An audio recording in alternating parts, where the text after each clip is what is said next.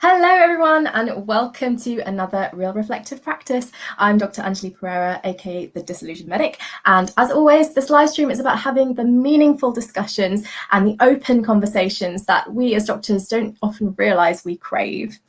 This isn't crappy e-portfolio reflective practice. It isn't boring med school seminar reflective practice. This is real reflective practice, and I hope that you get as much out of these discussions as I do. So say hello to me if you are here. If you're watching from Facebook, then hit that like button. And if you're watching from YouTube, then please subscribe to my channel. And thank you so much for your support for this project. So moving on to our theme for tonight, it's respect. And I will be joined a little later by my very special guest, Dr. Melissa Theunissen, who is a doctor turned UX designer, user experience designer. So I'm really, really looking forward to talking to her. But let's kick things off as usual with an audience reflection sent to me by one of you guys. This particular reflection was sent to me by Pyrokeet, who wrote this after watching the show that I did with Dr. Michael Sammy on creativity. Oh, hi, Hannah. Thank you for coming. So this is what Pyrokeet says. Dear Anjali, I typically consider myself not to be creative, as I'm not very good at coming up with new ideas out of thin air. I tend to use inspiration from other people's work, so I always feel I copy rather than create. But in listening to this, I realise there are many ways to be creative. I do physically create things such as paintings, DIY, food, haberdashery, and even if I adapt things from someone else's plan, that's still being creative. Thank you and keep broadcasting. Pyrokeet. Well, Pyrokeet, thank you so much for sending that comment in. I find it really interesting, actually, that you don't think, well, that you didn't think that that you are creative. I think it's probably a misconception about creativity, that it's only about producing something new and something completely 100% original and innovative, you know. But it sounds like from your message that you are a problem solver, and you know, when you're doing your DIY projects or your cooking projects, I suppose you'll inevitably come up against problems, right? And the ability to then think laterally and solve those problems, researching methods that other people have used, and applying them and adapting them, as you said, to your own ends. That in itself is a form of creativity. So I'm really glad that you came to that conclusion. And yeah, keep being creative. And to anyone else who'd like to send me a reflection, shoot me an email along with your pseudonym to drangelipereira@gmail.com, or you can reach out to me on Twitter or Facebook at DisillusionedMed. So this is the part of the show where I tell you a story. And as I mentioned, our theme tonight is respect. Of course, respect is an incredibly important and a positive thing that we should always be pushing for in the workplace and in our lives in general. It's also a very topical theme in the wake of movements like Me Too and Black Lives Matter. But strangely for me, when I was contemplating the concept of respect, the first thing that came to my mind was negative. So let me explain. I grew up in a Sri Lankan, largely immigrant community. And for those of you watching tonight who with a perhaps Asian or Middle Eastern background, or perhaps some other backgrounds as well, you might be familiar with this idea of respecting your elders. This is an idea that was always very important to my community, to my family. It was something that we always talked about. It was something I was actively taught as a value growing up, and something also that I got scolded for sometimes for not doing enough. And I do think it's a beautiful idea in its purity. As human societies, we should be protecting and honouring our older generations, of course. It's part of what makes our civilizations humane. But for me, there was always something deeply problematic about this idea, because the way it was often used was as a method to shut down, invalidate, and otherwise minimize people's opinions. For example, when I left medicine, I was 26 years old. I was an adult. I very much made the decision myself. I didn't really consult with anyone in my family, except for my partner. So when I announced my resignation to my family, There were some ruffled feathers. Some believed that I should have sought the advice of my elders. Many said that I should have at least discussed it with my parents. Yeah, it was seen as disrespectful that I had made the choice by myself without counsel. The fact that I had considered these options for a very long time and that I was taking responsibility for my actions didn't really come into it. In their eyes, I was still the child, and therefore I had a limited capacity to make decisions about my own life. Now, of course, a lot of this came from a place of love and concern, and I am very lucky to have people who care about me that much. But it struck me that this idea of blind respect based purely on hierarchy had become a bit of a theme in my life. Because not only was this how my family and my community worked, it was also how medicine worked. The more senior you are, the louder your voice is, and the more power you have, regardless of your actual ability or your suitability to make decisions in that particular situation.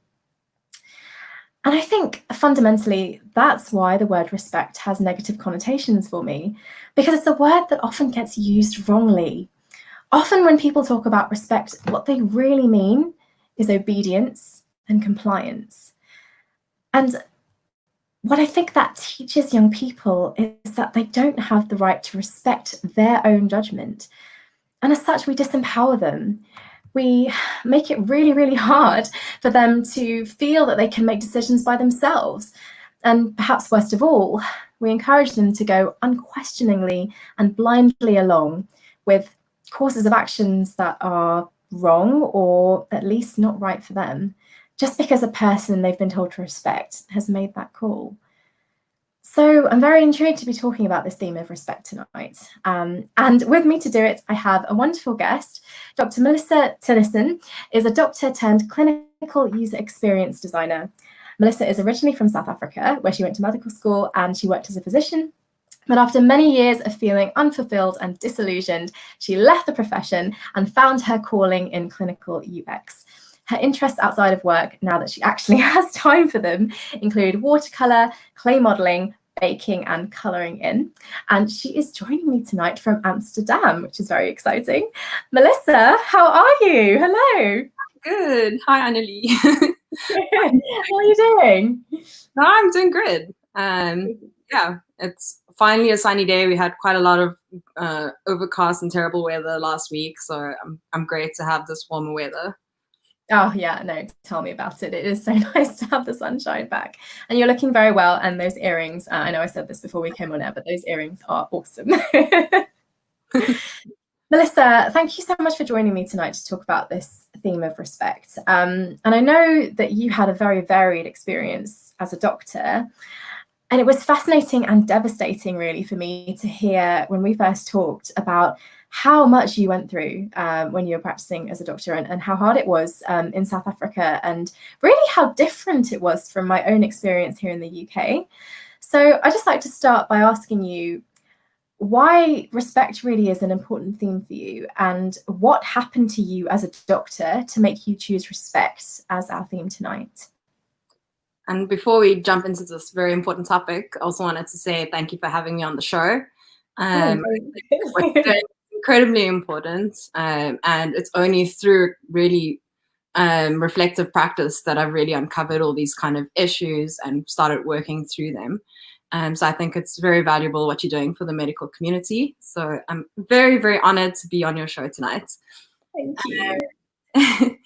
And so why I chose the topic of respect, we have to go back to when I was first starting out in my internship in South Africa. So that's basically once you've graduated from your medical degree, you have to do a 2-year compulsory internship program.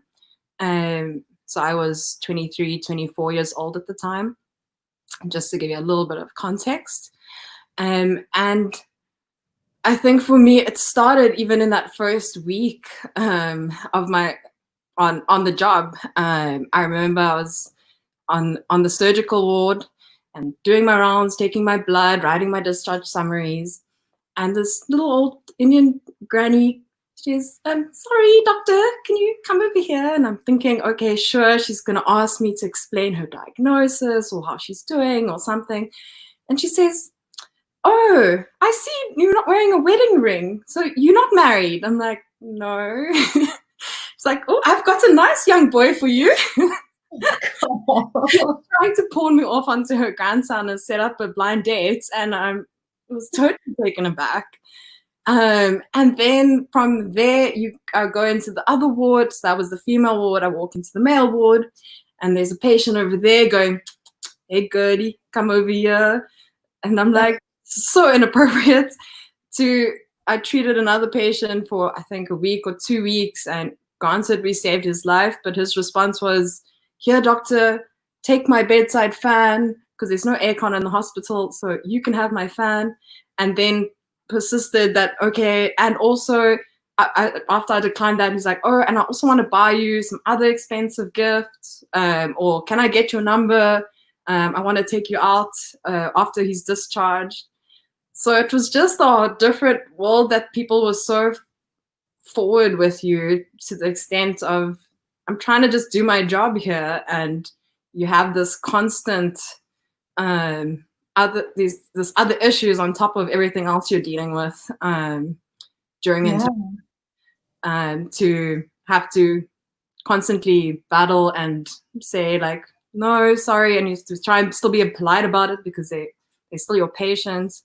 You still have to treat. And it's off-putting, isn't it? It's like you have a serious job to do. You're in the zone. You're trying to get things done. You're very busy, and then when things like that happen, it puts you in that position of, you know, you're just a woman, or you're just a young girl who needs to be married off, and that feeling of being made smaller, really, of being made to feel small, in a moment where you're trying to deal with some really pressing and difficult issues. It's happened to me as a doctor, but yeah, it sounds like in South Africa you were experiencing that on a frequent basis, and that's so tough. And I think almost you kind of warned about this, or when you were a student doing your interviews with patients and doing your training, you come across it as well. So I think to an extent you almost expect it to happen, and you know it's going to happen, and you can prepare, and you know what to say in those kinds of situations. But for me, what I really didn't like, what took me by surprise during my internship, was really when I felt sexually harassed by two of my senior colleagues. And it started off, so I was in one of my rotations. So I was put on the team with these two males, who were both my seniors on the team, and I would have to work with them for 3 months. And the first month, it would start off with just doing the ward rounds, and then their hand lingers on your shoulder just a little few seconds too long, and you're like, or you on the ward round, you're bending over taking bloods, and then you turn around to ask them something, or you couldn't get it, and you catch them staring at your ass, or you're bending over and they're standing across the bed and they're staring down your shirt. So you see all these things, and you're like, was he looking? Wasn't he looking? And you're not 100% sure, and you kind of brush that kind of behavior off, and you're like, okay, all right, just carry on doing. I've got lots to do. Focus on what I need to do. And that kind of behavior, you notice it, but you don't. I didn't at the time say anything or really read into it at the time. But I think it's like that repetitive thing that it kept happening over and over. And then what I also started to notice was that when it came time to do certain surgical procedures or operations, that they were starting to give me some preferential treatment over my peers. And I was like, oh, this is great. Like, I'm going to get to sign off everything on my logbook. But I was like, but hey, they actually need to do it more. So they've got less than me, so maybe they can do it. And they would insist that, no, I need to assist in this operation, or we need to do this thing together. And it was almost like they were trying to get more time with me or show me this extra attention. So it was just a very awkward position to be in. And then I remember one weekend, because also in South Africa, so we don't have like a work beeper. You just use your personal phone. And basically So we just communicate over WhatsApp for like the normal daily team things, communication. And I remember it was one weekend. I was just minding my own business. It was my first weekend off in I don't know how long. And I didn't have to go in and do a ward round on the weekend. And I was at home and my phone rings and it's, I don't know, 3 o'clock, 4 o'clock in the afternoon. And it was one of those senior male doctors. And he was like, hey, what are you doing? I'm going to come pick you up. We're going to go out and have drinks. And I was like, no, I don't really feel like going out. I'm not going to come. I don't feel comfortable to come with you. And he insists, he's like, oh, then we don't have to go out. I can just come over to your place. Where do you stay? I'll come visit you now. And I was just like, what?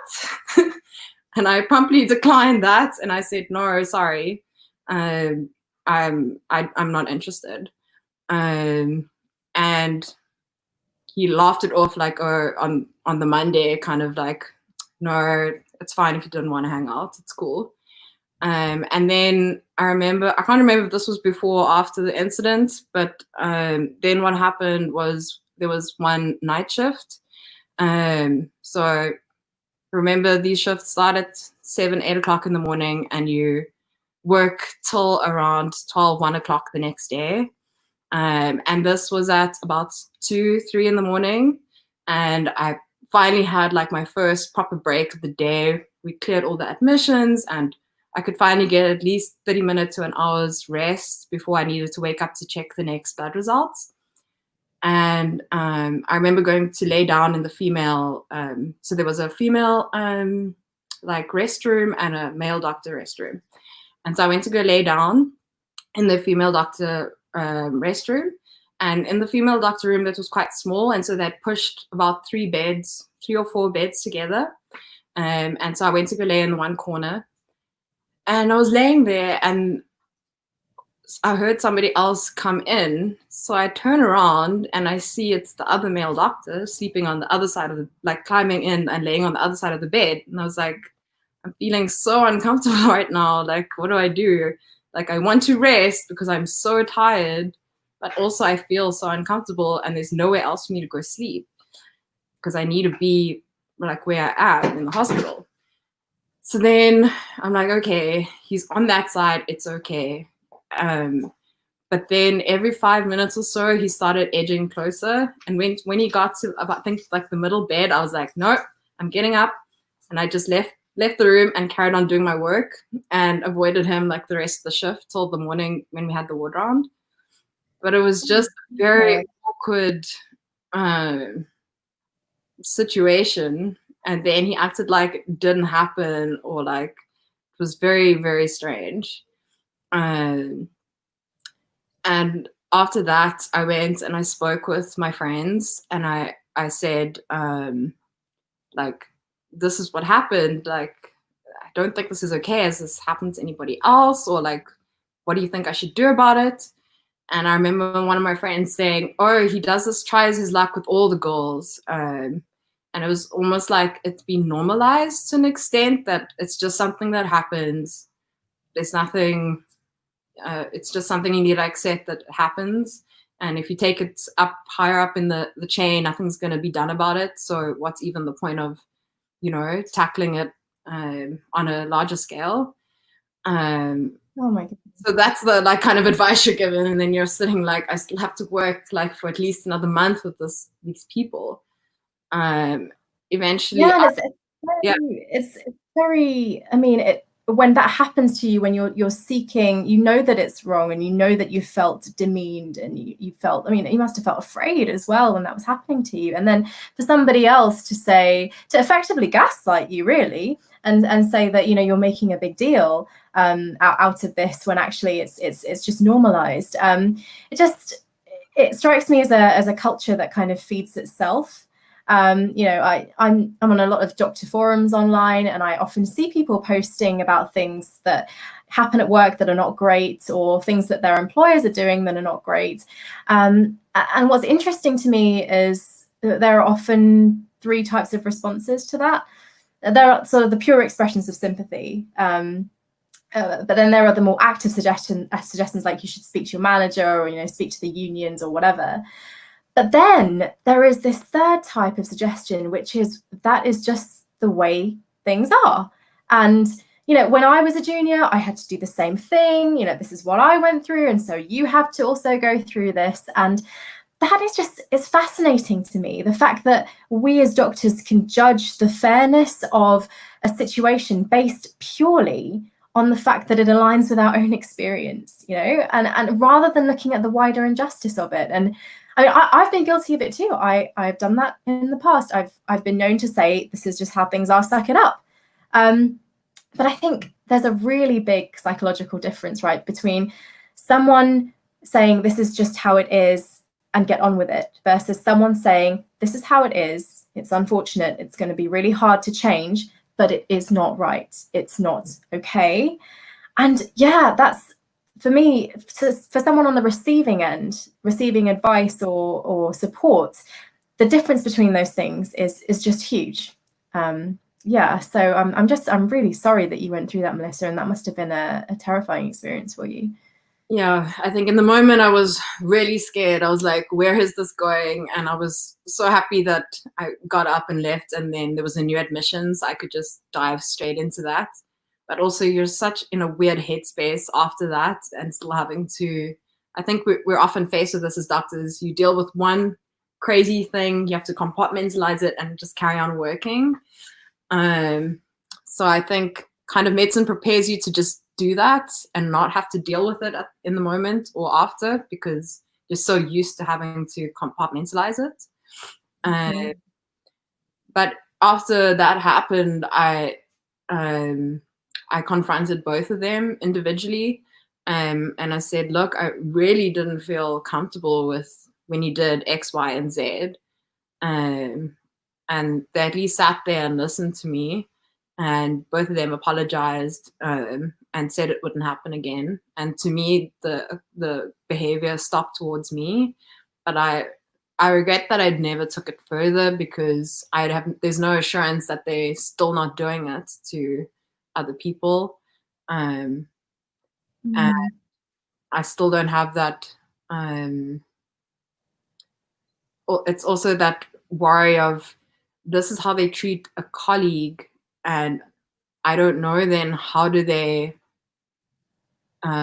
treat their patients, their female patients, because it's still this abuse. They're abusing the power that they're given, and this is how they're treating another woman that's on their team. So how are they treating the woman behind a closed examination curtain or door? So I think that still bothers me to an extent, that I didn't take it further. And what stopped you, do you think? What prevented you from taking it further? I think at the time I was just so happy to be out of that. It was very soon after that I changed teams and changed blocks, and I was like, I'm done with that. It's gone. I can move forward and just keep going with what I need to face. And I didn't stop to really think about the consequences of inaction, because for me, I had taken the action I needed to do for myself, and I was okay with how I had handled it for me, but I hadn't thought about the possible consequences of not bringing that to light, and how if their behavior persists with other people, that they will also be affected like I still am, because I still have kind of flashbacks to that kind of situation. Oh my goodness. I mean, was there any element as well of you being concerned about your career, in the sense that if you did take this further, if you did bring this up with senior management, that it would impact your success as a doctor? No, definitely. I think there was quite a big story in South Africa where an intern had spoken up, not around gender, but it was more around her religious background and being a female, and really feeling attacked on ward rounds by a consultant. And she had taken it up to senior management, but the senior doctors on the team had protected the other doctors and basically refused to sign her logbook. and she ended up dropping out of medicine and pursuing something else because there was just this ingrained, like, we'll protect our own, even if what our own do is wrong. So I think you always have that kind of, that culture exists. And so there's always this fear of, if I say something, what impact will it have on my career? What impact will it have, to really make a difference? And so I think it's really tough to have to make that call, especially, at that age, and dealing with all the other things that you have to deal with as a junior doctor. So, absolutely. I mean, in the Me Too movement, people often said that, well, these things happened years ago. Why did you not bring it up at the time? Why didn't you speak up at the time that it happened? Why did you wait 10, 20 years to mention it now? Are you just going with the trend?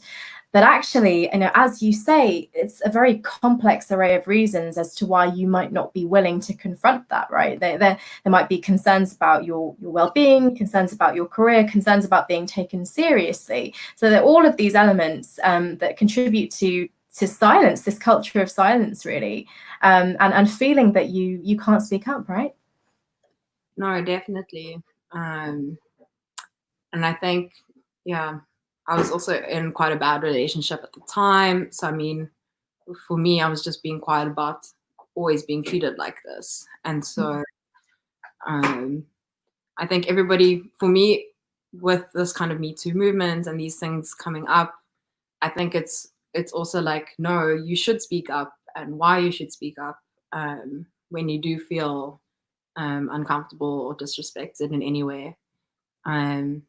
So for me, yeah, it's also triggering, I think, when you hear different people's stories, or you see the Epstein show on Netflix, then I think really that kind of triggers, like, oh, that happened to me, or a similar situation, maybe not as severe as other people experienced it, but that also happened to me. And whoa, I actually never thought about how it impacted on me, and I never really took the time to process how I felt about it. And also, if I didn't speak up, what is the consequences of that? So I think, in a way, it's really brought it more to the surface with this kind of movements that's happening right now. It's interesting that you talk about feeling bad about, not speaking up and sort of blaming yourself and worrying about other women. This sort of transference of guilt. You weren't the guilty person, you weren't the original perpetrator, and yet, as someone who was on the receiving end of that kind of behavior, it's interesting that guilt comes into the equation when you're the one who's been disrespected, you're the one who is owed the apology, and yet you feel this, you've taken it upon yourself almost, which is interesting. And yeah, I'm glad that you have found the space to sort of look at that now and reflect on that now and try to process what you went through. Got some comments coming through, if you wouldn't mind to take a look at them. Chandlika says, wonderful topic. Respect is just a word these days, or in an Asian context, you have to listen to every bloody thing adults say if you're not disrespecting them. No one really shows any respect towards anyone these days, or it's a fashion, like in Sri Lanka, you worship your elders and it automatically means you're respecting them. Yeah, and I mean, that's really interesting. It's this idea, isn't it, of respect being earned as opposed to demanded or just expected. And Hannah's saying, thank you for sharing this personal story, Melissa. As soon as you mentioned that your colleague said, oh, he does that to everybody, it reminded me of so many situations I've been in. This behavior is absolutely not okay, but what makes it worse is when it's normalized by your colleagues or friends, people who are supposed to help you, not perpetuate the problem. I remember a situation where my consultant asked me if my older sister was single and if I could give him her number. I felt so incredibly awkward, and the response from my colleagues was just like, he's just weird like that, absolutely not okay. P.S. he had never met my sister. It's just I think this is why the Me Too movement was so powerful. Hearing other women speak out, hearing them say that this happened to me, it does help you to speak up about these really difficult things, and to say, you know, actually I have a story here too, and it's not just in my head. I'm not just crazy. I'm not alone in experiencing this. And I wonder, I mean, you talked about being triggered by the Me Too movement, but was there an element there of, you know, looking back at it with the hindsight that you have now in the wake of the Me Too movement, is there an element of, you know, you thinking differently about the things that you went through? I don't think it's so much that I think differently. I think I had these thoughts. I just think I had more time to really sit and reflect on them. Yeah, because I think when these topics came up, you know, when you have to counsel rape victims, or when you hear from, I don't know, a friend who was sexually harassed at work, then you're very quick to offer like great advice, you know, and it's so strange. And then you're like, wait, but I didn't take the same advice, you know, when it happened to me. But then it's okay, but maybe they're in it now, and maybe they can take that next step, you know. Yeah, that's really interesting that you would know what to say to a patient, and also that you would recognize it as being a very emotional thing, a very difficult thing that someone has to then grapple with when it happens to them. And yet when it happened to you, that connection wasn't there. That was really interesting. And why do you think that was? Why do you think you didn't make that connection for yourself? I think to an extent you suppress it or deny that it happened to you to an extent, just to make sure you can get through what you need to get through, and don't give yourself that space to really go through the emotions and let yourself feel those emotions. Already process what happened to you. It's easier to just ignore it and suppress it, and carry on. And I think, I mean, we do this in other spheres, like the same when I was feeling burnt out or dealing with patients' deaths. I suppressed all of that. And I think when I stopped medicine, all of that came back. I started having nightmares, anxiety symptoms. So for me, it was this whole pattern of experience a bad thing, or you see as something bad, you can suppress it, and you can deal with it at a later stage when you feel you have the time to really process and deal with it. But that time never comes unless you make it. And in medicine, I just found I never made the time to really sit and reflect and really process different things that were happening to me in my medical career. It's only towards the end, before I decided to leave, that I really decided. Sorry, I just got distracted by my sister's comment. It was really only when I decided to leave that all those feelings started surfacing. And it was strange, because it was when I started giving myself more time to really sit and think and reflect on everything that had happened in my career, and why I was so unhappy. And was it the actual career itself, or was it the culture? Was it the environment? I changed so many things to try and make it better and stay in medicine and make it work. But in the end, for me, I think there was so many different things that had happened that I just decided, for me, I'd rather pursue something that made me really happy, and being creative made me happy. And I'm super happy in the new career path I'm in.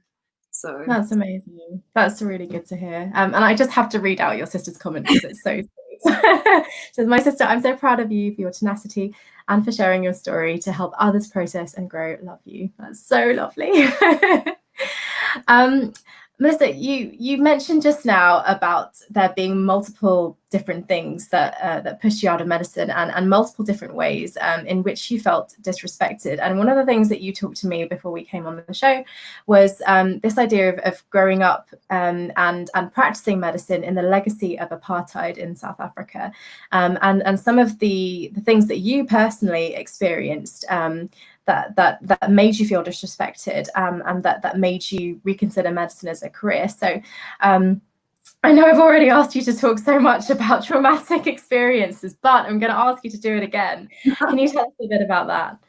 Yeah, I would probably won't share as much. I think, yeah, for me, it's all these, they were kind of all these little small things that kind of happen throughout your career. And it's also combined with that, like you were talking before I came on about this hierarchical system in medicine. So it's kind of pushed together with that. But for me, so just for those that don't know, so well, hopefully you all know about the apartheid system in South Africa. But basically, it segregated people based on the color of their skin, and so I would be termed a colored person.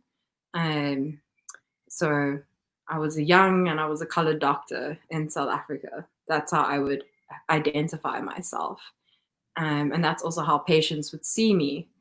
And the other thing about South Africa is also it's this huge mix of different cultures. So you have African cultures, you have Indian culture, you have Afrikaner culture, you have some British people there as well.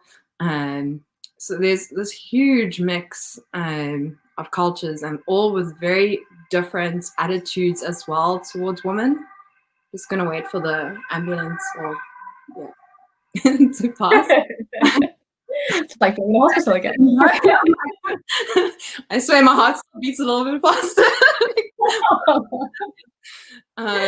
Like I'm back in the emergency room. Anyway, so just that's basically the context I think you need to understand. And I remember I was on my internal medicine round, and I was working in the clinic, and so you go out and you call the next patient in, and you go get a folder from the nurse, and then you call the patient's name, and they come in the room with you to do the consultation. And I remember, I think the worst comments I got was, "No, I'm going to wait for that doctor over there." And they usually are pointing to a doctor who fits into one of these three categories. Either it's a male doctor, it's a older doctor, or it's a white doctor. And the person that they pointed to was all of the above. And it's also like they've been waiting since 5, 6 a.m. in the morning, and it's now, I don't know, 2 o'clock in the afternoon or 11 o'clock in the morning. So they've waited a fair amount of hours just to see a doctor. But then they look at you up and down, and then they decide, no, I don't actually want you to see me. I want that doctor over there. Mm. And I think that was so like, okay, that's okay, sure thing. Give the folder back to the nurse and take the next one, and the next patient comes in. And I mean, I saw this repeatedly when I even was working as a GP, and there were two of us around the same age. No, we'll rather wait to see the other doctor, who was a male. So there's a lot of, I think there's a lot of other things at play as well with the different cultural divides. But yeah, I think as a young and colored female, it's hard not to notice these kind of feel disrespected from that perspective. Absolutely. And I suppose you don't know, I mean, because they're not saying outright, not always anyway. I mean, that there have been stories here in the UK as well of that happening, of patients requesting white doctors only, you know, British doctors, which in their minds equates to white doctors only. And practices going along with this, hospitals going along with it, and saying fine. I mean, it's one thing for the doctor themselves to say, okay, fine, you know, you can wait for another doctor, because it's really not their job to deal with the emotional burden of that. But for leadership, you know, in GP surgeries and in hospitals, for leadership to turn around and condone this behavior and allow patients to demand to be seen by a doctor of a certain racial background, for me, that was the worst thing. I think when I hear these stories here in the UK in the NHS, not protecting your staff, not standing up for the morals you supposedly believe in and supposedly push everybody else to be doing, I think, yeah, that the failure of leadership is definitely far greater a failure, I think, than a personal decision from a doctor saying, do you know what, I don't want to deal with this, right? Yeah, but also to their praise, I think that we had really amazing receptionists who'd be like, would talk straight back to the patients, because the receptionists they hired are from the same community, and so they're like, don't be like that. And defend you, because they know, and they come to me to be treated, so they know, that my standard of care is just as good as the other doctors. And so otherwise I wouldn't be working at the practice. And so there's this very it's just crazy to see like what they expect, I think, when they're going to a doctor. Like, what in their head do they picture? What do they expect to what kind of person do they expect to be on the other end when they go to the doctor? And it's breaking down that kind of stereotypes that it's not a white male older doctor, and that's only going to come with time, because a couple of years ago that was the only doctor you could see. It's not really the case now, or not even. They couldn't even see the maybe because they couldn't see that kind of doctor, that now they want to see that kind of doctor. So it's just it was just an interesting experience, I think, to have, knowing that history and practicing medicine in that kind of setting with legacy left behind. Yeah, no, I mean, it is really interesting talking about both the fact that you are female and also you have a different racial background from the norm, from what people would expect as the norm from a doctor.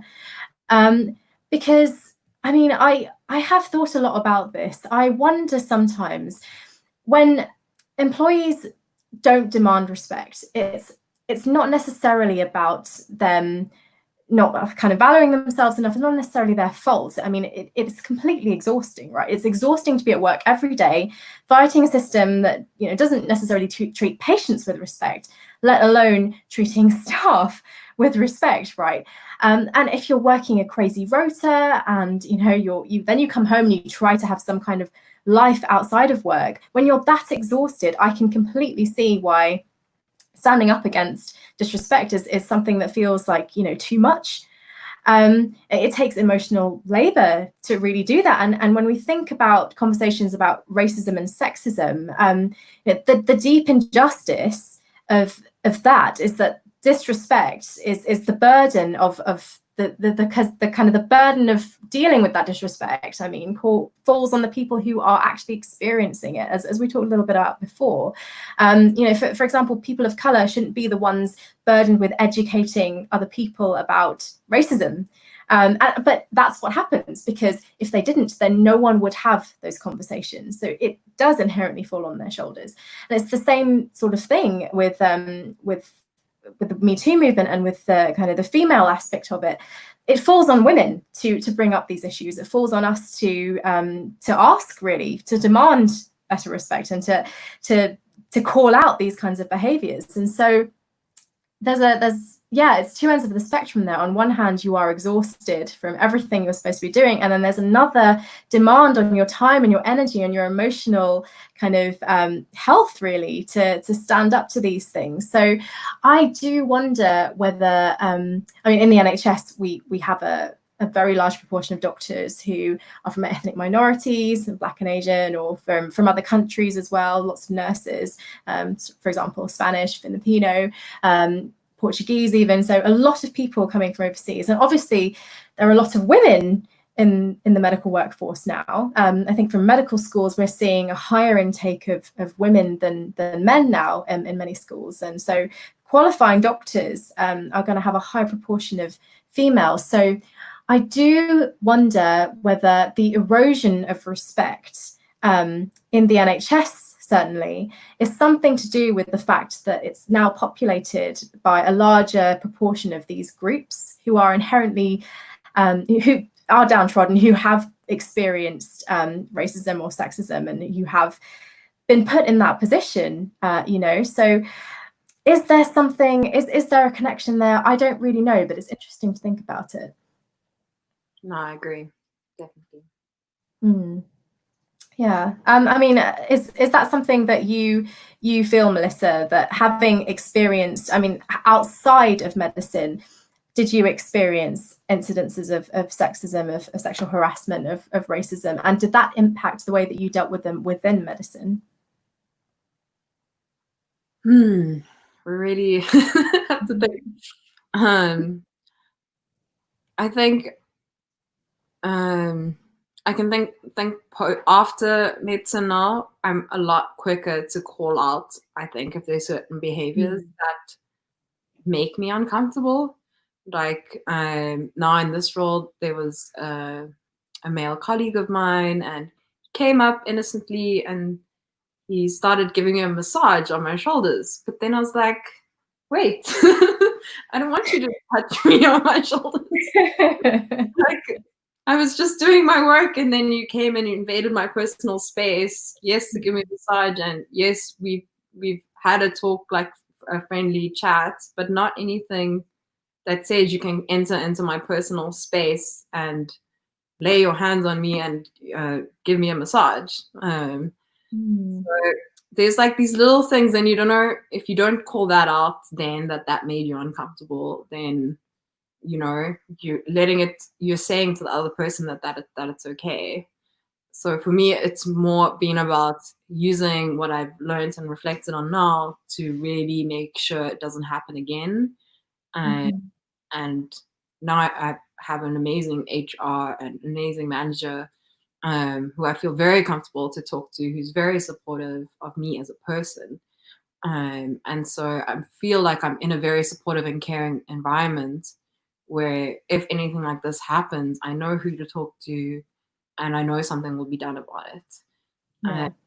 So it's just, and for me, not to accept staying in that system where I didn't feel supported and cared about, and being now in a system that I do feel supported in. And for me, that's made the difference, having had the experiences I had.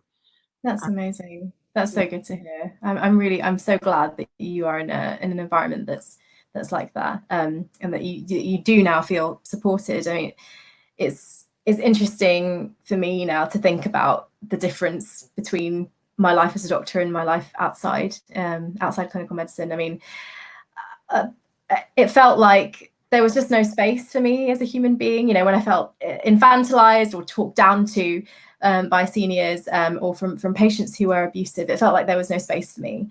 And like, for example, when they didn't provide proper places to rest on night shifts, small things like that, or when they tried to take away the doctor's mess. But I think, having never had a real job before medicine, and that was just part of me that wondered, is this what working life is like? That's probably the same for a lot of doctors. You make the decision to become a doctor when you're so young.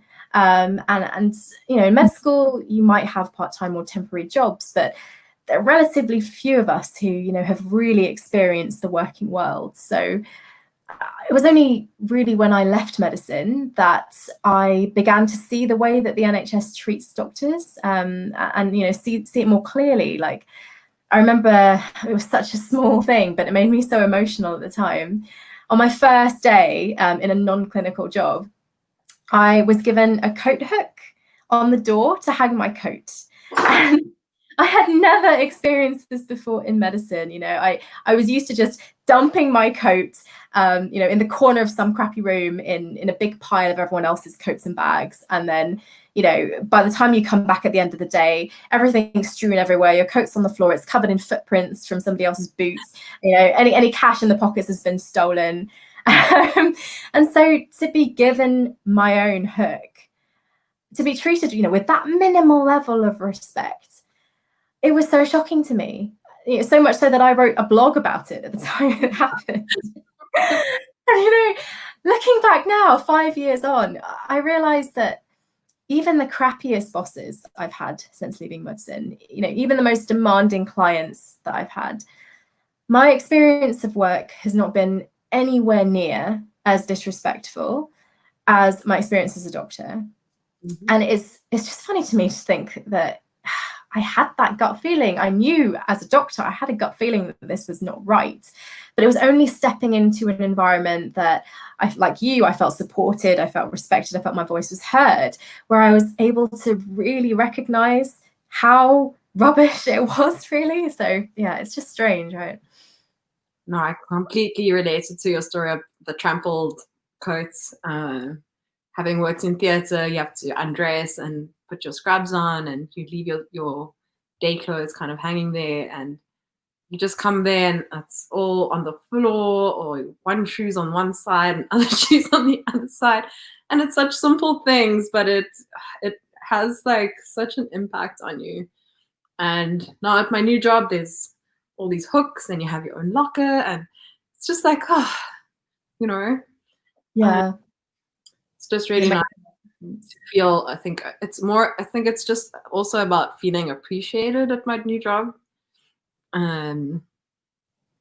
Yeah. Like in medicine, it's like, oh, you don't need someone saying like, well done for treating another patient. But at the same time, it's like, it would be nice once in a while to be like, hey, we had an amazing shift. We treated these patients. We saved this person's life. Well done. You did an amazing job in the management of this patient. You never get that praise, like unless it's from like this amazing one in a million consultants that give you that praise. But otherwise, you never get that positive reinforcement. It's always like, you did this wrong, you did this wrong, you did this wrong. No, you need to do this test. Why didn't you do it this way? The way you did it was okay. You could have done it better this way. And there's never that moment to acknowledge you're a person who just worked all these crazy hour shifts. You did the best you could with the resources you had available to you. And there's never that acknowledgement of, you're doing a good job. Sometimes you mess up and that's okay. This is where you went wrong. This is how you can do it better next time, but you're doing the best you can, and we can see that. And so it's just like that different way of talking to somebody.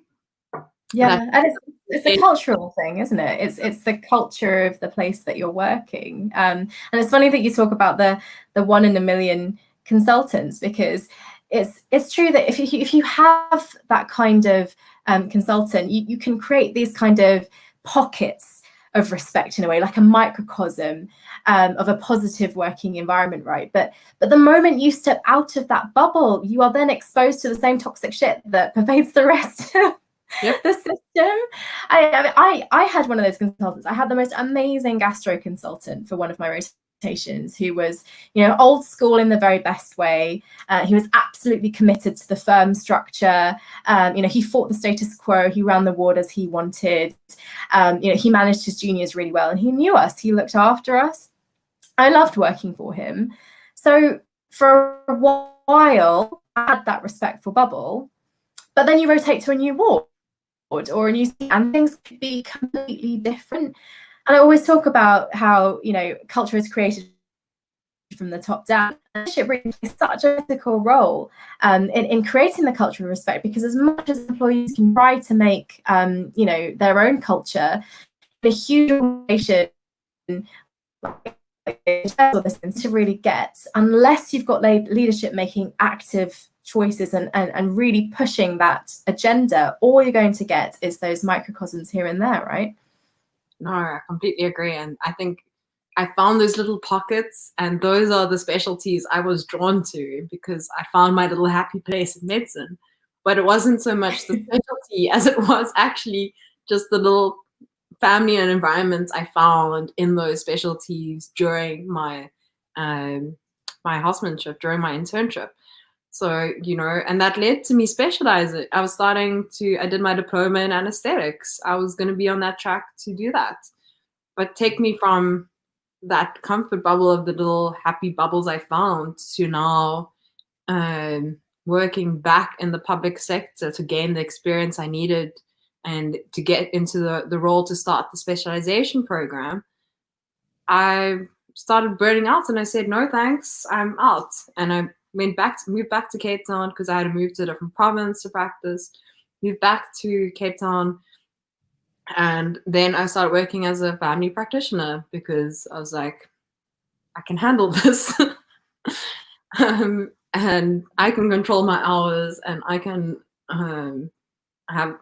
I control the environment, and most of the time I'm going to work just by myself. So then the only person who gets to control that culture and the environment I work in is me. And that was my solution to the problem, because I didn't see how to change it, because it was at such a systemic level that it needs to change. And it's sad, really. And I suppose that no one, because we don't have these conversations, no one at that systemic, that higher level who could potentially do something about it, no one would know that that was the reason you chose family medicine. No one would ask you what happened, why did you not pursue anesthetics in the end. It would just be seen as, oh well, you chose to do something else, when actually there are some really big issues here that if they were noted, if they were recorded, if someone was listening to what was actually going on the ground, that something had happened. So it's really just sad to me, thinking about the opportunities that we miss, to make things even just a little bit better in medicine. And that's also, I think, what drew me to UX design, is because that is what you ask. Your job is to ask, why is this behavior happening? What are the underlying causes? How can I surface them? And how can we incrementally, slowly start making changes to make them better? And that's what you do as a UX designer. And so that's why I'm still working in the healthcare space as a UX designer, to through digital products, to help in small ways improve the life of patients and doctors, and try and impact the system through a new route. And so that's really, I think, why I am so super passionate about UX design, and especially healthcare UX. And yeah, I'm excited to see where this journey takes me. And I think the changes that we need to see does start with having these conversations. And yeah, I hope this show keeps on going. I'm sure you can see there's lots of people that can relate to these experiences. So it's not isolated events, it's things that are happening to people, I think. And for me, what was also crazy was how much the experiences are so similar all over the world. Because when I was considering still practicing here in the Netherlands, I met with doctors here, and I was like, what's your experience? Because I was like, oh, first world country, it's going to be so much better. No, they're still facing the same issues. And I was like, what is it? How can you still be having the same issues that we're having in the developing country with still these limited resources? And for me, it was just then it really is a systemic problem with the healthcare system all over, that needs to really be looked at and addressed. Yeah. And I've been seeing a trend of a lot of, I don't know if it's just because of where I am and having changed careers, that now I'm coming into contact with a lot more doctors, or I feel like there's a trend of people not accepting this anymore and walking out. And we losing, I don't know if it's just me, but that's what I've been noticing.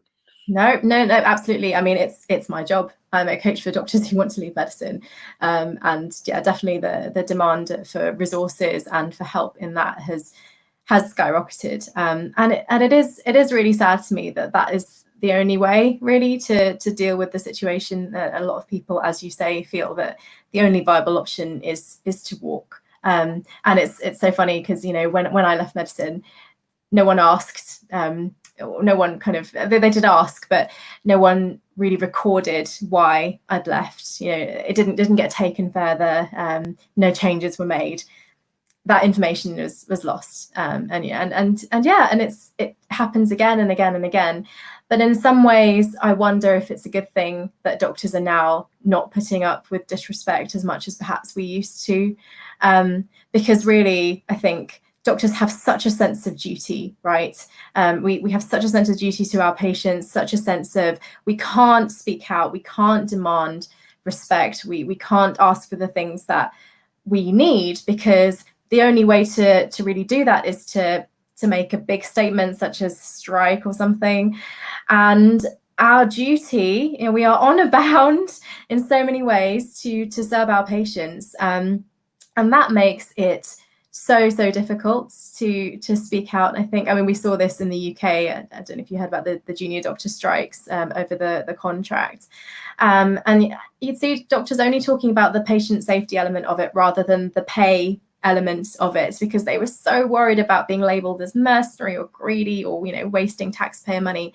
So much concern over losing public support, really, by openly stating that this was partially about money. And yet, when unions from other sectors call strikes, like the tube, for example, we get lots of tube strikes in London, they are very open about the fact that it's about pay, and they don't really care about how many people they piss off or how many commuters get late on those days. Whereas doctors, patients are our overwhelming priority, and fundamentally, I think that does hinder us from putting ourselves first. And then it's easy for politicians and managers to stamp on us, to disrespect us, because they know that we won't fight back. And even if we do fight back, it's less likely to be in an effective, savvy way, because of this duty of care that we have, which is a slightly negative point to end on. However, I do think it probably points to the importance of culture and of leadership, really, in creating those environments so we don't then get people walking out, No, definitely agree. Yeah. Melissa, thank you so much for joining me. It's been so lovely to talk to you, and thank you for just being so open and talking about those difficult experiences. I'm sure that they will resonate with so many people, and yeah, I really applaud your courage in coming on here and talking about it tonight, so thank you. No, I'm happy to, if it starts conversations, then I'm very happy to have shared. I think it's really important. So thank you, and keep doing the great work you're doing. If people want to reach out to you, Melissa, how can they get hold of you? So generally just on LinkedIn, or on Twitter. I'm UX Dr. Mel on Twitter, and just my name on LinkedIn. You can find me. Yeah. I think I can put it in the comments below, links to both. Super. Yeah, I'll put them in the show notes later on. Thank you again, and take care, Melissa. Speak soon. Thank you. Bye. Bye. Wasn't she amazing? It's just, an incredible conversation, and I just admire her so much for speaking about all of those things. A couple of comments just before I go. Angeli, your love for coat hooks is so pure and so relatable. Thank you for sharing those experiences, Melissa. I can imagine how hard it must be to talk so openly about it all. That's from Indy, Lillian, and Hannah Ali says also, thank you, Melissa. Yes, I feel the same way. Just a massive thank you to her for talking about these really difficult topics. Thank you also to you for coming along tonight to listen. I hope that you enjoyed this. I hope it was useful. Do subscribe to my channel before you go, and join the conversation on Facebook or Twitter at Disillusioned. You can also send me your reflections via email at drangelipereira@gmail.com. I'll be back next Monday with another real reflective practice, and I will have Dr. Janak Gunathalika with me to talk about the theme of interruption. Janak is a former doctor who is now in digital health. He's now also doing research and applied artificial intelligence, so he should be a really interesting person to talk to. So do join me then. In the meantime, thank you again, everyone. Stay inspired, and good night. Bye.